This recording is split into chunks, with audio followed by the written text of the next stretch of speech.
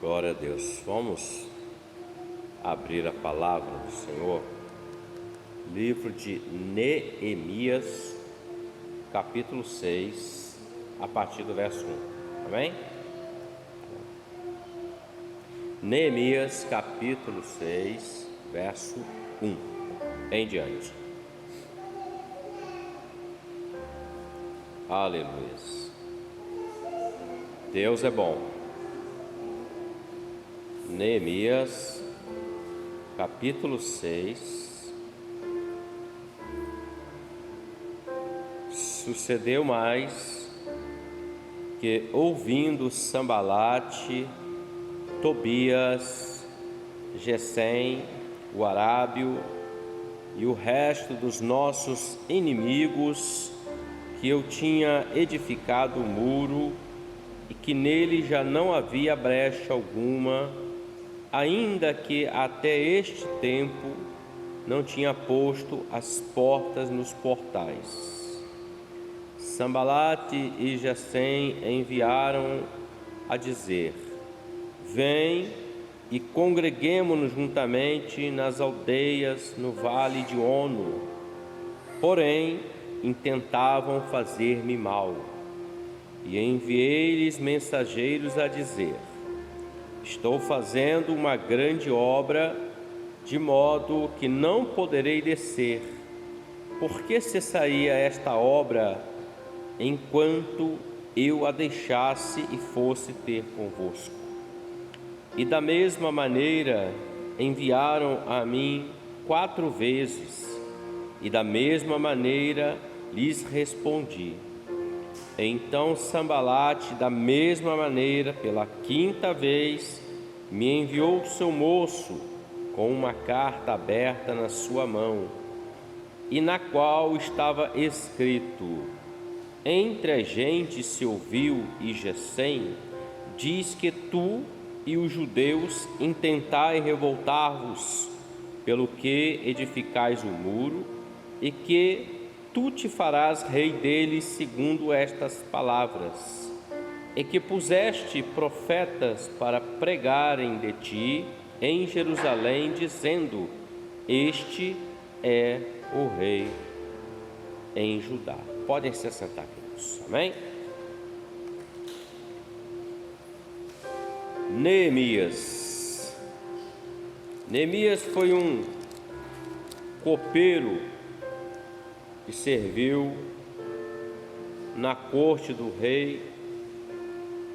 E Neemias, ele, ouvindo que os seus irmãos que estavam em Jerusalém estavam vivendo em grande miséria e desespero, porque o muro de Jerusalém havia sido fendido e as suas portas queimadas a fogo, ele se comove com aquilo.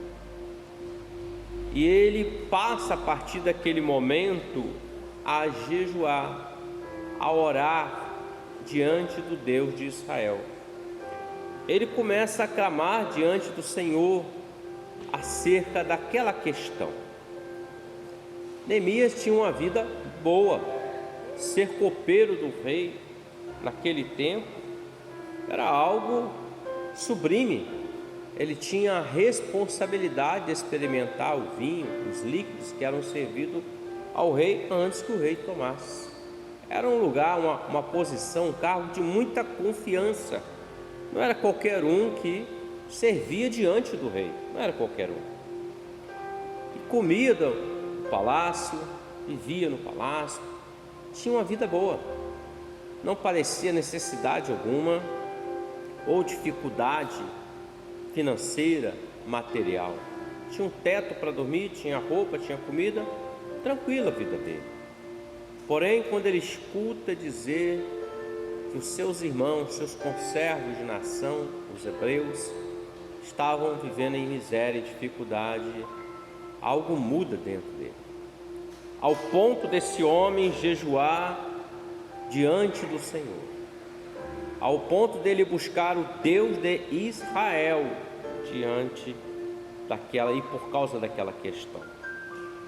Ele demorou cerca aí de uns 4 meses, até que ele vai servir o rei, e o rei observa Neemias e vê que o semblante do copeiro dele não era o mesmo. Havia um semblante caído, triste, porque ele estava se colocando no lugar dos seus irmãos. É como o Senhor Jesus, muitas das vezes no Evangelho, o texto diz que o Senhor tinha compaixão daqueles que o seguiam, que o serviam. Por diversas vezes nós vamos ver que o Senhor está dizendo assim: o Senhor teve compaixão da multidão, por exemplo, que estavam caminhando com ele há dias, e mandou que os apóstolos dessem de comer aí. Compaixão, sentimento, meus irmãos, onde nós nos colocamos no lugar daquela outra pessoa.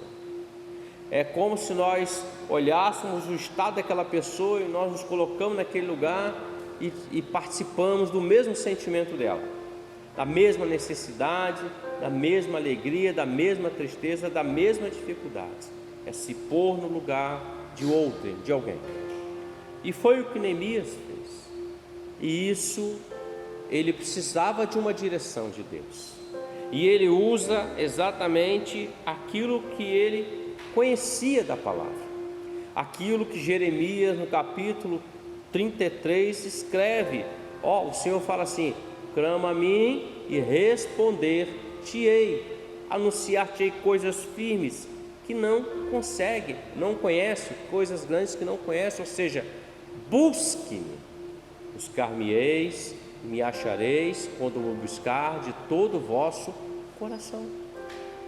Então Neemias, ele sabia a receita, ele sabia como chegar diante do Deus dos hebreus, o Deus que criou todas as coisas. Apesar dele estar servindo na corte de um outro império, dele não ter sido criado lá dentro de Jerusalém, de Israel, porquanto ele foi levado cativo ainda muito moço para aquela terra, ele conhecia o Deus de Israel. O fato, às vezes, de o homem, ele viver nesse mundo, o servo do Senhor, por exemplo, viver neste mundo, que é um mundo que está jaz no maligno, não representa que o servo do Senhor, ele é como o mundo. Não, ele vive neste mundo, ele trabalha, ele estuda, ele tem a vida dele, mas ele conhece o Deus verdadeiro, o Deus que ele serve. Ele sabe como se achegar diante do Deus dele, ele sabe como agradar o coração do Senhor. E Neemias fez isso. A resposta dele veio. Ele entra à presença do rei, o rei vê que ele está com um semblante triste, e ele pergunta: o que foi, Neemias? E Neemias diz para ele, narra para ele o estado que estava acontecendo com aqueles que eram irmãos dele.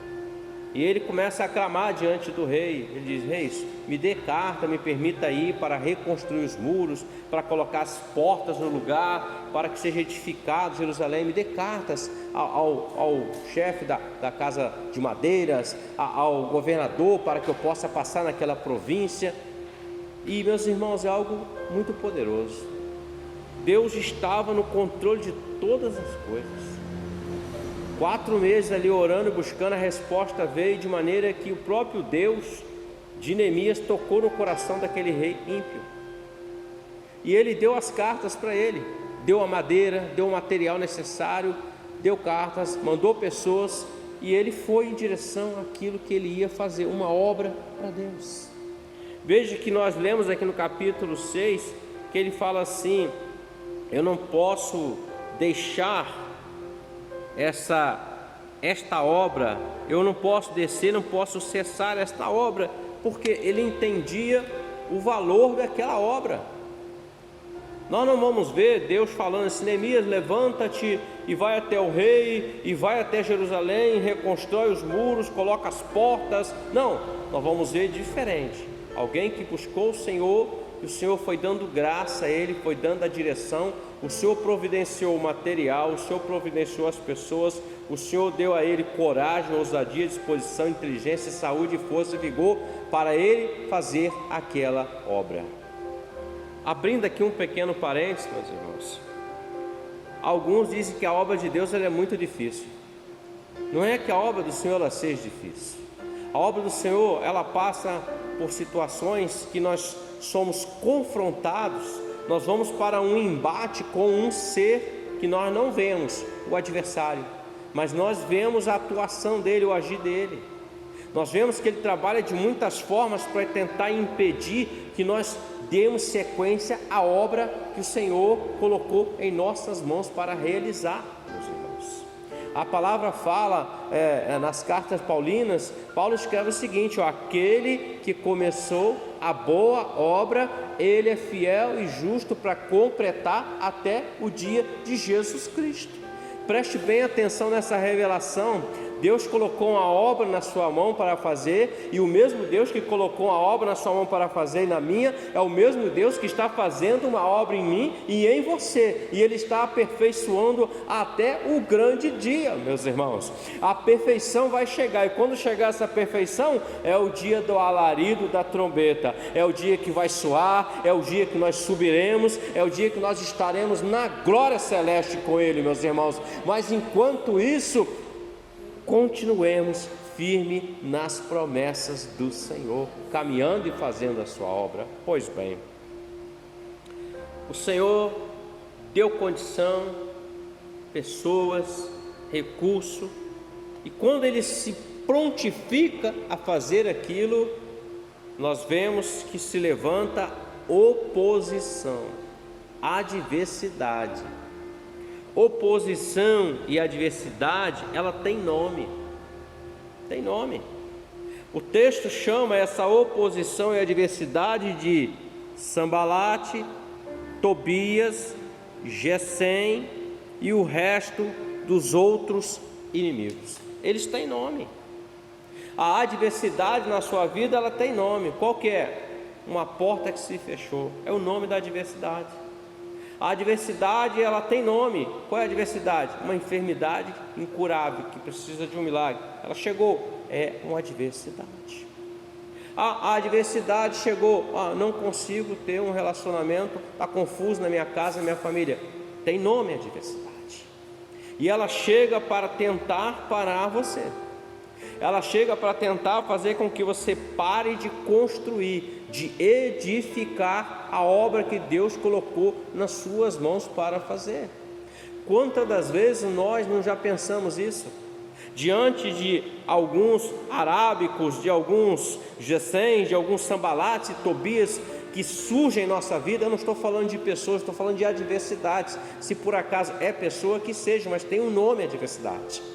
Muitas das vezes nós já fomos confrontados, afrontados, caluniados, enganados e muitas das vezes encurralados para que nós paremos de fazer aquilo que Deus colocou nas nossas mãos.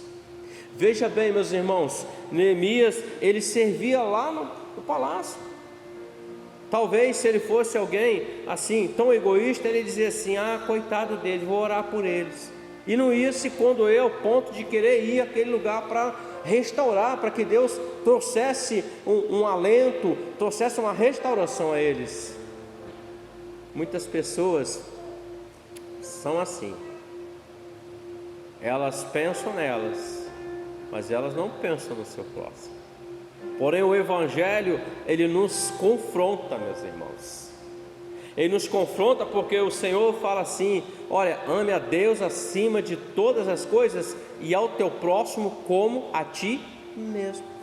Nós não vamos encontrar na palavra dizendo assim: ame-se a si mesmo. Muito pelo contrário. Apóstolo Paulo escreve a Timóteo dizendo: no fim dos tempos vão aparecer pessoas que serão amantes de si mesmas.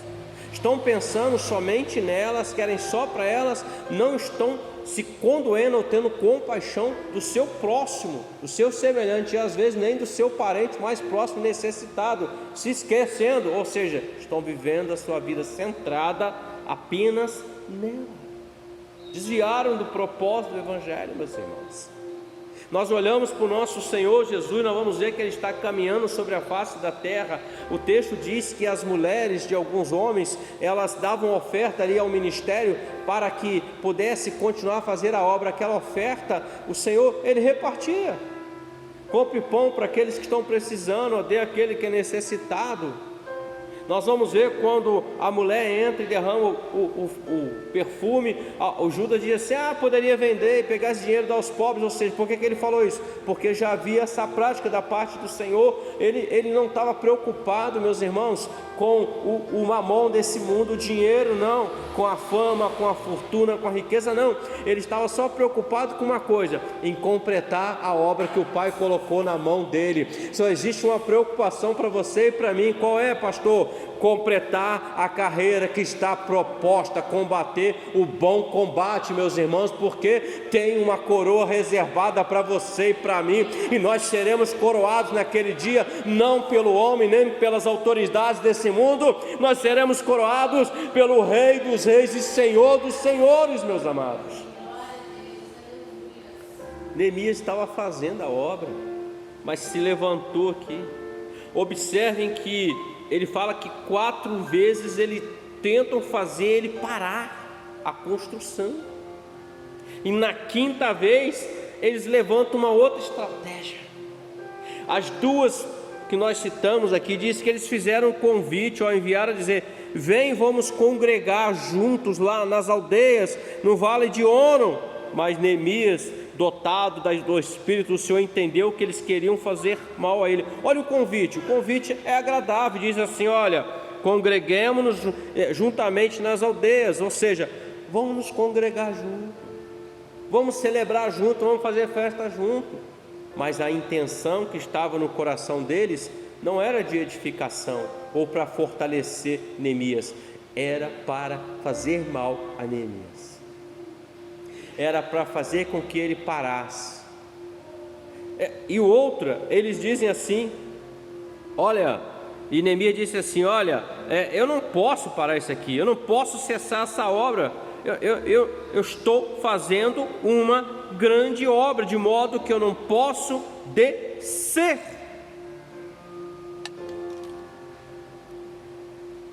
Quando eu olho para essa palavra descer, ela me faz refletir muitas coisas. Você e eu somos chamados. O sangue de Jesus está sobre a sua vida e sobre a minha vida. Em você habita o Espírito Santo do Senhor.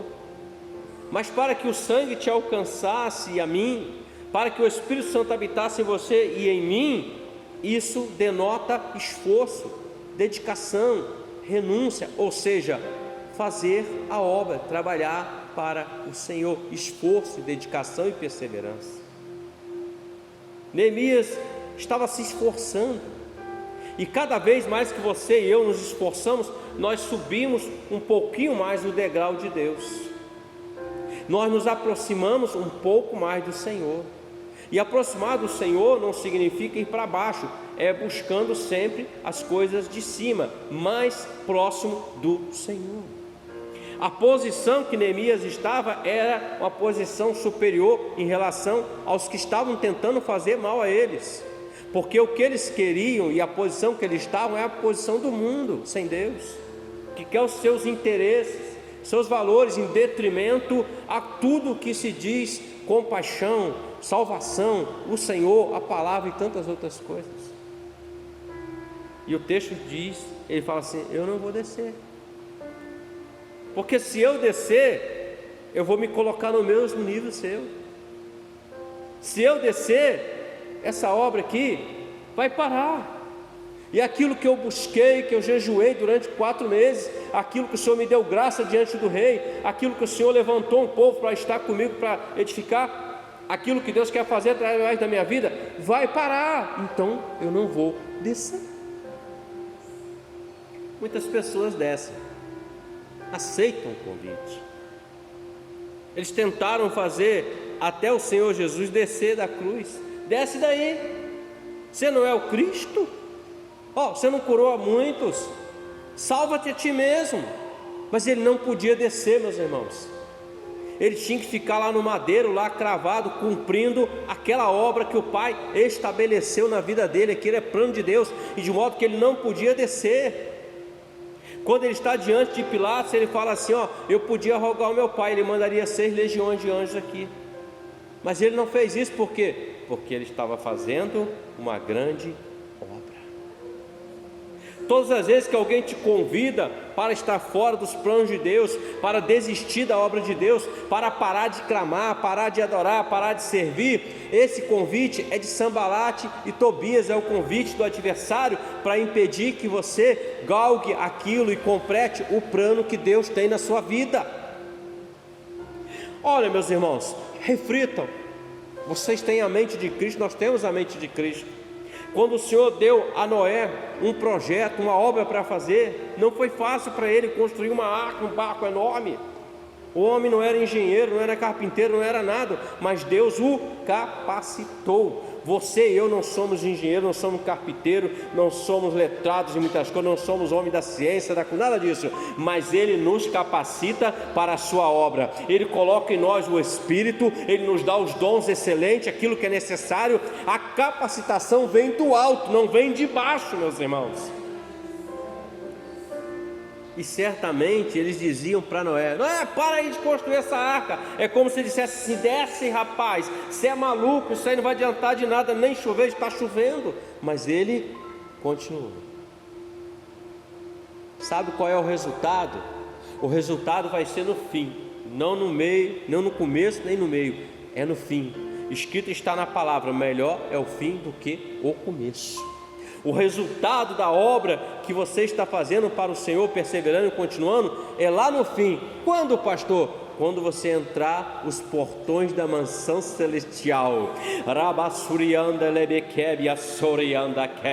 Quando você entrar a casa celeste, a Jerusalém celestial, você vai ouvir a voz do Senhor dizendo para você e para mim, nós vamos ouvir essa voz dizendo: vinde benditos de meu Pai, possuir por herança aquilo que está preparado desde a fundação dos tempos. É lá, mas não podemos descer. 4 vezes, se diz, por 4 vezes tentaram do mesmo jeito. Aí tentaram uma outra forma, e da mesma maneira enviaram a mim 4 vezes, da mesma maneira lhes respondi. Então Sambalate, da mesma maneira, pela 5ª vez, enviou o seu moço com uma carta aberta na mão. Olha bem, ele não desiste. O adversário não desiste. Ele tentou o Senhor lá no deserto, e o texto diz que ele se retirou para mais à frente tentar o Senhor. Ele não desiste. Ele vai criar situações para tentar fazer com que você pare o projeto que Deus começou na sua vida. Olha o que Neemias estava fazendo, meus irmãos. Neemias não estava levantando um muro para botar uma porta em algo para ele. Não, é para Deus, para que todos os outros pudessem adentrar aquele lugar e conhecer o Senhor. A obra que Deus faz na sua vida e na minha vida é semelhante, ou podemos dizer de igual forma. As pessoas vão ver Deus em você, vão querer o mesmo Deus que você serve, elas vão adentrar a casa do Senhor, e o mesmo Espírito que te convenceu um dia é o mesmo Espírito que vai convencer elas, e elas estarão com você na igreja, elas estarão com você na eternidade adorando o Senhor. Esta é a obra de Deus, simples assim. Mas não podemos desistir. Ele tentou pela 5ª vez e enviou um moço com uma carta aberta na mão. Uma carta aberta quer dizer, está aqui,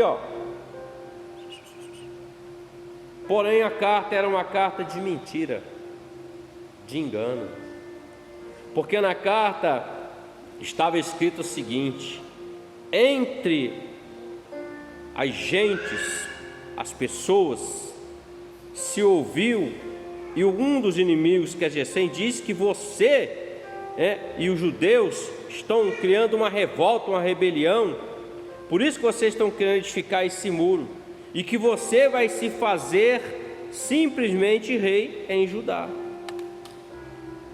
Mentira.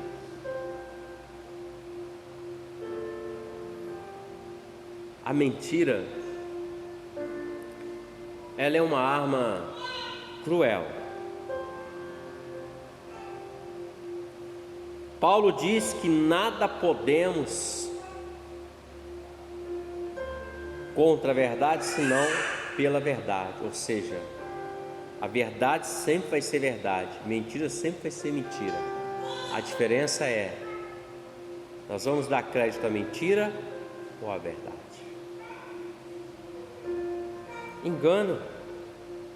Basta alguém lançar uma mentira sobre a sua vida e pronto, você já está difamado, você já está vivendo uma adversidade na sua vida, é uma mentira.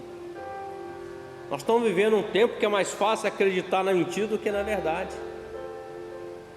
Nós estamos vivendo um tempo em que a palavra diz que, se você conhecer a verdade, ela vai te libertar. De quê? Da mentira, do engano.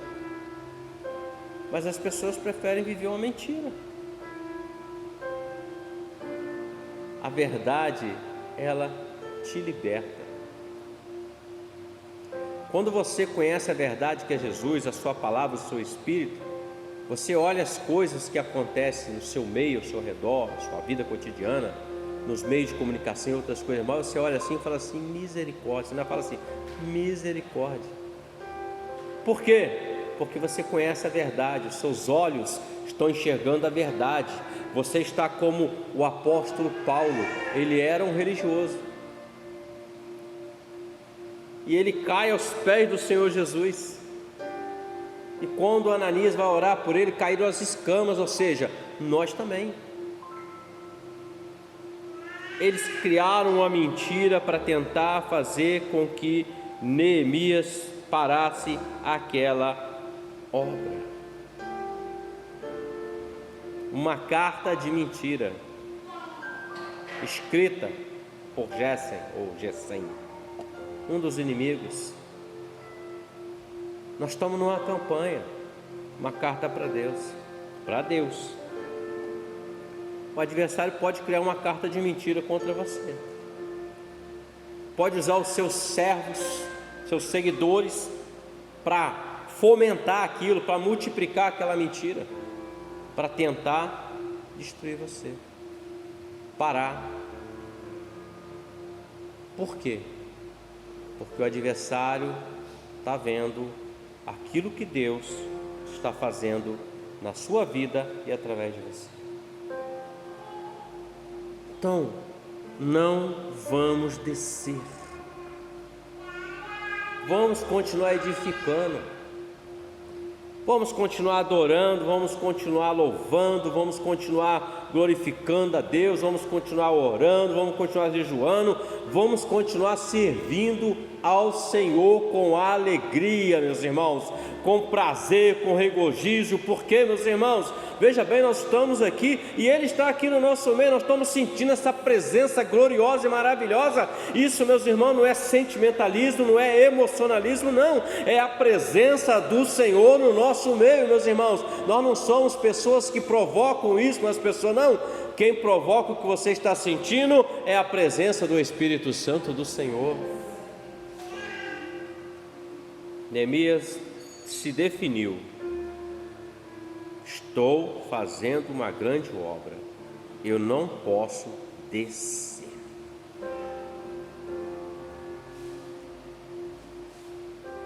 A história da igreja, ela revela o seguinte: a igreja foi perseguida durante muitos anos pelo Império Romano e por outros povos. O que você é? Sou cristão. Prendia, matava, fazia atrocidades. Famílias eram levadas inteiras para as arenas. Aquele Coliseu romano, os crentes, os servos do Senhor nosso irmão do passado, eram um espetáculo. Hebreus fala que nós somos espetáculo para o mundo.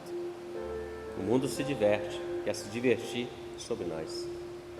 Eles eram levados para lá, mas antes deles serem queimados vivos, ou devorados pelos leões, as feras, ou lançados em tachos e tornéis de óleos ferventes, era cruel. Era dado a eles um momento deles escolherem. Perguntavam-se para eles: Cristo é Senhor ou César é Senhor. Ou seja, quem dissesse que César, que era o imperador romano, era Senhor, ele não morreria ali. Mas quem dissesse Cristo é Senhor, está dizendo assim, Cristo é Deus, morria. E eles diziam, Cristo é Senhor, César não é Senhor. Morreram por amor ao Senhor, mas não deixaram de fazer a obra do Senhor. Qual foi a obra que Deus permitiu que fosse feita? A vida deles em público foram ceifadas, a carne, o corpo, mas o espírito, a alma deles subiu, estavam com o Senhor, meus irmãos. Há relatos na história que diz que mães diziam assim para os filhos menores, não, meu filho, daqui a pouco nós estaremos com Jesus.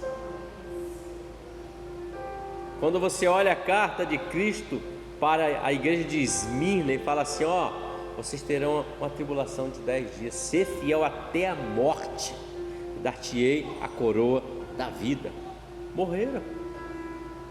Morreram para este mundo e viveram para Deus, estão com o Senhor, meus irmãos, e nós vamos conhecer todos eles naquele grande dia. Então podem falar o contrário à sua vida, pode escrever a carta que for, vinda do inferno do homem ou não, a verdade é uma só: Jesus é Senhor, é Salvador, Ele te salvou, Ele está com você, Ele colocou você em Espírito Santo, e Ele colocou uma obra na sua vida e na minha vida, e essa obra vai continuar e vai se completar até o dia do Senhor na sua vida e na minha vida. Nós não vamos descer. Pode fazer o convite que quiser, nós não vamos descer. Antes nós vamos continuar subindo e encontrar com o Senhor que nos salvou, meus irmãos. Como eu disse, nem o Senhor Jesus desceu, sendo Deus, desceu da cruz. Não, eu estou fazendo uma grande obra. Qual que é a obra que você está fazendo? Ô Jesus, que diz o Cristo, eu estou entregando a minha vida pela humanidade. Eu estou cumprindo aquilo que o meu Pai determinou para mim, a obra que Ele determinou na minha vida. João 3,16. Porque Deus amou o mundo de tal maneira que deu seu Filho unigênito, para que todo aquele que nele creia não pereça, mas tenha a vida eterna. Fiquemos firmes. Deus é fiel. Amém? Vamos orar ao Senhor? Vamos colocar de pé em nome de Jesus.